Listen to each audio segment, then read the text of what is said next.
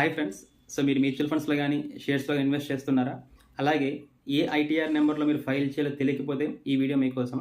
So మీ overall income less than 50 lakhs ఉండి, మీకు ఒక హౌస్ ప్రాపర్టీ ఉండి, దీంతో పాటు ఇంట్రెస్ట్ అంటే సేవింగ్ అకౌంట్స్‌లో వచ్చే అమౌంట్‌కి ఇంట్రెస్ట్ నుంచి, లేకపోతే ఫిక్స్డ్ డిపాజిట్‌లో వచ్చే ఇంట్రెస్ట్‌కి, అలాగే లాస్ట్ ఇయర్ ఇన్‌కమ్ ట్యాక్స్ రిఫండ్‌లో వచ్చిన ఇన్‌కమ్ కూడా ఇవే ఉంటే మీకు ఐటీఆర్ 1 ఫైల్ చేసుకోవాలి.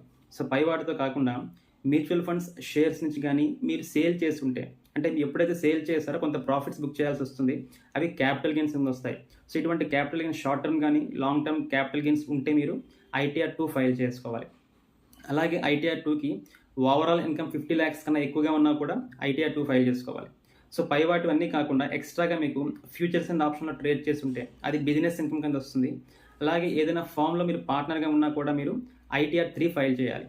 సో మీరైతే ఏ ఐటీఆర్ ఫైల్ చేస్తున్నారో కామెంట్ సెక్షన్‌లో పోస్ట్ చేయండి. ఈ వీడియో మీకు నచ్చినట్లయితే మా ఛానల్‌ని సబ్స్క్రైబ్ చేయండి. అలాగే లైక్ చేయండి. Thank you.